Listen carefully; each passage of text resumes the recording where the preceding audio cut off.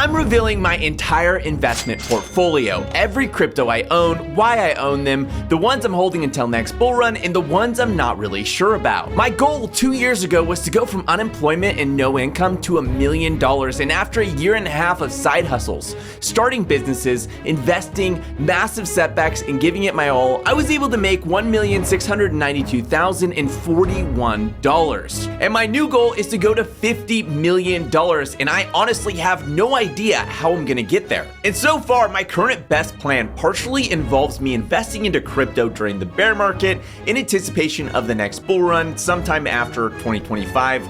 Is my best guess on when that will happen. With that being said, here's my entire portfolio that I've built so far in anticipation for the next bull run. Every single crypto I own, every crypto I hold, and why I hold them. First up is GNS and GMX. So right now in crypto during the bear market, the closest thing we've seen to like a mini bull run has been in the perpetual space. These are DeFi platforms that allow anyone on chain using their own wallets to do leveraged crypto trading. For example, I can leverage an ETH position up to 50x on GMX. That basically just means that every move the ETH makes is then amplified by 50. So if I put in $1,000, the profit or loss that I would then make would be the equivalent of if I had $50,000 in there, which is pretty awesome. But on the other hand, if ETH dropped even a little bit, I would lose everything. I would lose all $1,000. So it's an extremely dangerous way to trade, and personally something I stay away from due to the ridiculous amount of risk. And perpetuals aren't a new thing. These have been around in traditional markets for a long time. You can use perpetuals on centralized exchanges. That's been available in crypto as well for a long time. What's really interesting and compelling about GMX and GNS is that they're fully on-chain tools, meaning anyone with an internet connection can use these tools permissionlessly. They don't have to set up an account. It doesn't matter what country they're in. They don't have to have permission to access these features. They just take their wallet, connect it to the blockchain, and voila, they can now access leverage trading that previously they maybe couldn't access before. And as more and more people move off of exchanges and onto the blockchain, I personally believe platforms like these will see massive adoption. In fact, already during the bear market, GMX has a total trading volume of over $86 billion. And GNS has had over $21 billion in trading volume. Obviously, people really like using these trading platforms, and my favorite part is they're not like some theoretical use case. Like, it's not some crypto project where they're like, hey, in the future we could be used for these things. They're already being used, they already are seeing adoption, and they already have a practical use case that generates revenue. And GMX currently pays 30% of the fees generated by the platform to GMX token holders coming from the platform's revenue. And the revenue simply comes from the fees that people have to pay to do the leverage trading. And GNS works similarly, where it pays a percentage of the platform's yield to GNS token holders. My personal belief is come next bull run, GMX and GNS will explode in value. In my opinion, if they're already working great during the bear market, then they should perform insanely great during the bull market. And it's important to keep in mind that as I go through all these different projects that I hold in my portfolio, I always expect that 6 out of 10 of my investments will outright fail. So out of 10 investments I make, I expect 6 to go to 0, 2 to do okay, 1 to do good, and 1 to do incredible. So don't be surprised if some of these ideas fail. I'm not expecting every single one to succeed. I just need a few of them to succeed so well that it makes up for all of the losses from the other ones, and on top of that helps me get closer to my $50 million goal. And that's just how I personally invest, and I think most people assume wrongly that everything that they invest into is gonna succeed and that they're never gonna experience any sort of loss, but that's just insane. Even the best investors in the world are gonna see like 6 out of 10 of their investments outright fail. So you can't assume that everything you invest into is going to succeed. You have to assume that you're going to make mistakes and that you're going to have losses. Next up is Cake. Cake is PancakeSwap's token. PancakeSwap is a DEX or decentralized exchange, meaning it's a place you can trade crypto on the blockchain without ever having to give up control of your funds to a centralized entity. And for those of you who still don't understand what that means, which I expect a lot of people actually don't understand the difference between a centralized exchange and a decentralized exchange, and understanding this difference is really, really key. Centralized exchanges are exchanges like Coinbase, Binance, KuCoin, FTX, etc. These exchanges require you to give up control of your your funds to another company who holds them for you. And people found out just how dangerous this is when FTX, Celsius, Voyager, BlockFi, and all of these exchanges ended up collapsing. Decentralized exchanges are completely different. With decentralized exchanges, you never give up control of your funds. Instead, you're trading crypto directly on the blockchain from your own wallet. And PancakeSwap is one of the most popular decentralized exchanges out there, with 2.1 million active users in the last 30 days alone, and during the bull market, a daily volume exceeding $2 billion. In my opinion, it's one of the most underrated DEXs out there. They're constantly evolving the platform, recently started going multi-chain, expanding into ETH, and unlike Uniswap, currently reward token holders with fees generated from the platform via token burns. They also recently added fixed-term staking, meaning users can lock cake to earn higher yield, locking up more and more of the supply of cake over time. On top of that, they also recently announced a hard cap for cake. Their market cap for cake is currently only $590 million, and at the height of the bull market, Uniswap reached a market cap of $22 billion. We'll see what actually happens going into the next bull run, but for me personally, it's one of my favorite plays. And you're gonna wanna stick around until the end of this video, because later in the video, I'm gonna be sharing my top 3 biggest holdings for the next bull run. Next up is CVX. I have this one in my portfolio more as a part of an experiment I'm doing, seeing what kind of rewards I can actually make locking up my convex. So for this one, I'm not like specifically very bullish on convex. I'm not holding it specifically for the next bull run. I'm just using it for an experiment. Convex is an amazing platform. I love Curve, and I think they're doing some really crazy stuff. It could potentially be a great play for the next bull run. It's just not something that I've personally researched a ton into. And again, just something I'm holding because of an experiment I'm doing. Next up is Cosmos.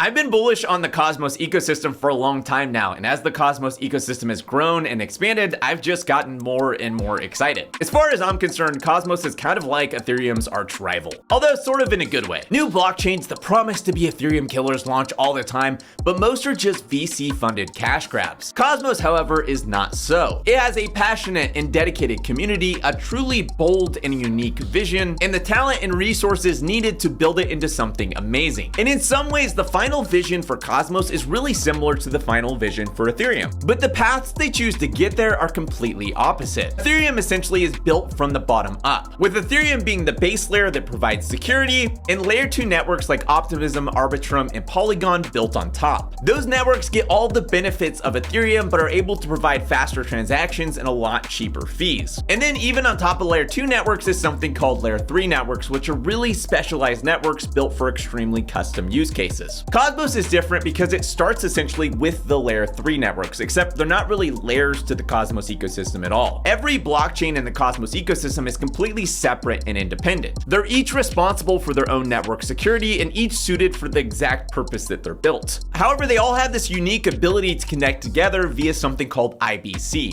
meaning as a whole, they benefit from the unique traits of each individual blockchain. And with the most recent roadmap for Cosmos 2.0, they'll have the ability to even share security via Cosmos as a central hub. And a lot of people don't know this, but the Binance network is actually built with Cosmos, as well as Crypto.com's network, Thorchain, and more. In my opinion, Cosmos is potentially a sleeping giant that could have its season come next bull run. Next up is Illuvium's ILV token. I've been extremely bullish on GameFi for a long time now, and so far it has not worked out well for me. In fact, I think every single GameFi play I've ever made has ended up failing, and certainly some of the biggest losses that I've ever experienced was me betting on some sort of GameFi play. Since first investing in Illuvium, I am now currently about 70% down, which is obviously not the funnest thing in the world, but for whatever reason, my conviction that GameFi is gonna be a massive thing is like unwavering. It has not changed despite all of these losses after losses after losses. I still feel like player-owned economies,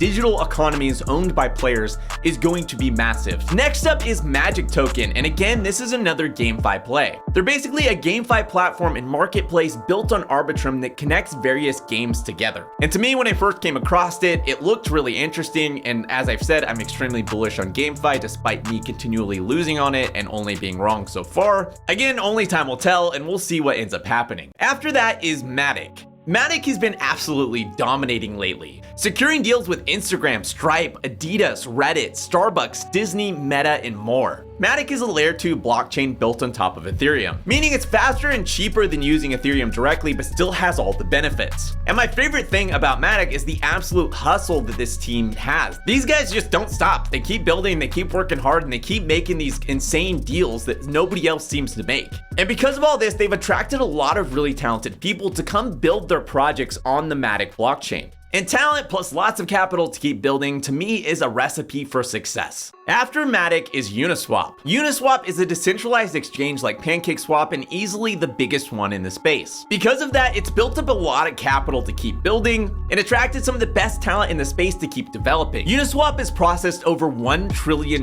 in transactions, and as more people transition from centralized exchanges to decentralized exchanges, I expect Uniswap to absolutely explode. They've also been talking about turning on something called the fee switch lately, which currently Uniswap revenue isn't passed on to token holders, but with the fee switch, that could change in the future, which would bring much more utility to the Uniswap token and, in my opinion, massive price appreciation. Next up is Luna. I only hold this one because I used to have like $150,000 in Luna tokens. I had originally invested $760 into Luna. I watched that $760 turn into $150,000, which was insane. And then I staked that $150,000 into a validator on the Luna network.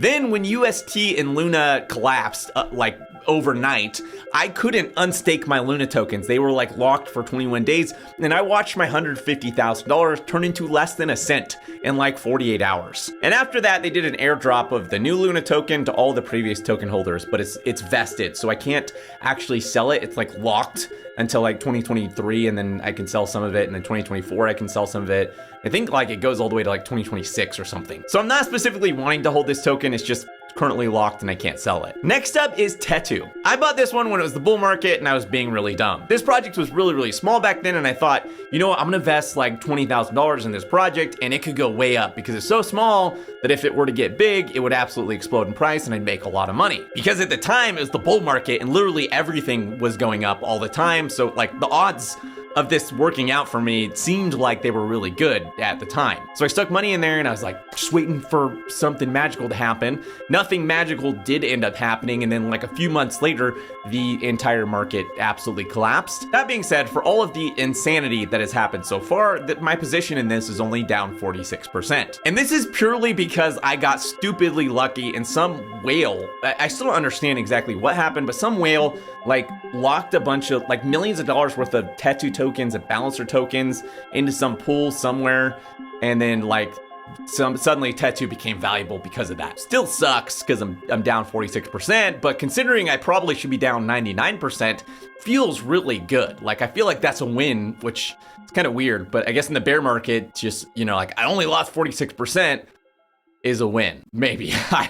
I don't know. Moving on. Next up is Geom. I have been unwavering in my belief in Olympus. They've attracted some serious talent and they have a massive treasury. And again, that is something that I will bet on over and over and over again. Olympus is kept building even after everyone else walked away during their epic rise and fall during the bull market. And not many people have ever taken the time to understand what Olympus is actually building. They got into it back when it was popular, they walked away when it was unpopular, and during the entire time, they like never took the time to actually understand what Olympus was. But essentially what Olympus is trying to build is a crypto native stable asset, the ultimate decentralized reserve currency. And this is something that DeFi actually really needs. There are a lot of issues currently with stablecoins, the biggest one being that they're all centralized. They're all centrally controlled. They're definitely not censorship resistant. They're definitely not decentralized. UST was essentially an attempt to do that. It was an algorithmic stablecoin. It was something that was backed by nothing, but it could be decentralized because it didn't have to actually hold real world assets, but obviously it was an epic failure and didn't work. Olympus, however, with the original release of inverse bonding and now range bound stability, has a working framework for how to potentially do this. I personally expect Olympus to come back stronger than ever next bull run. Next up is Sphere. And before I go any further, just a quick disclosure on Sphere. I'm personal friends with the lead developer of Sphere, Sim, and Obsidian, the company I started, did identity management for Sphere. So obviously I'm not unbiased when it comes to Sphere. Sphere is a meta governance governance token. They build other protocols with separate tokens that all pay fees back into Sphere, with the end goal being that Sphere's treasury becomes a massive holder of a range of different projects' governance tokens. They're one of the fastest building teams in the crypto space that I've ever seen, and they have a ton of really interesting and compelling protocols that they're building, including Dyson, an automated strategy platform where anyone can easily jump into extremely complex strategies, Prion, a lending protocol and stablecoin with zero interest leveraging, Covenant, a bribe marketplace for governance, and about 15 other protocols in the works, ranging from stablecoins to loan protocols to optimizers for their existing suite of projects. They have the funding to keep going for years and some amazing and talented devs. And again, I hope you're noticing a theme here. I will always bet on amazing and talented teams that have the funding to make their visions come to life. Next up is a couple different projects I'm going to talk about all at once, including Phoenix Plus,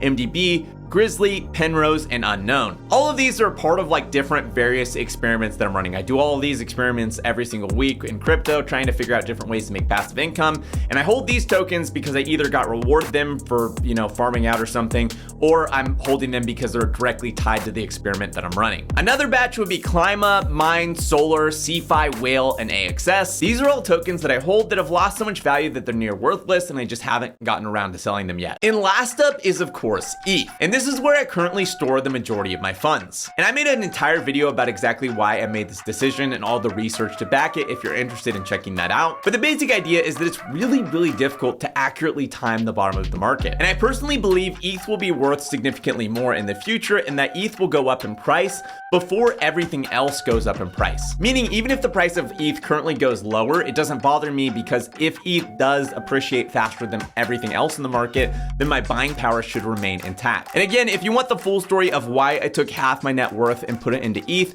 check out the video. And outside of all of that, the rest of my money is deployed into moderately safe strategies that are earning me passive income, as well as a few medium to risky strategies that I'm just testing out and seeing how they work. I currently have over 25 different ongoing experiments. Some use only stables, some are really complex smart money strategies, some use trading bots, and a very small few of those strategies are just completely degen strategies that I'm testing out just for fun. I share these experiments and the results from these experiments all the time, so subscribe if you want to check those out. And as always, none of this is investment advice. Crypto is insanely risky, and I could lose big on all of these investments. None of this video is meant to convince you to invest in these ideas. Please don't do that. It's incredibly dumb to copy YouTuber investments without doing your own research, and is a fast way to lose all your money. As always, if this video is helpful, make sure to hit that like button. If you have any questions or comments, or if there's anything you think I should be checking out or that should be on this list that isn't, let me know in the comments below. And if you want to see more videos like this, make sure to hit the subscribe button and make sure to hit the little bell next to it if you want to actually be notified each time I release a video. Thanks for watching, and I'll see you next week.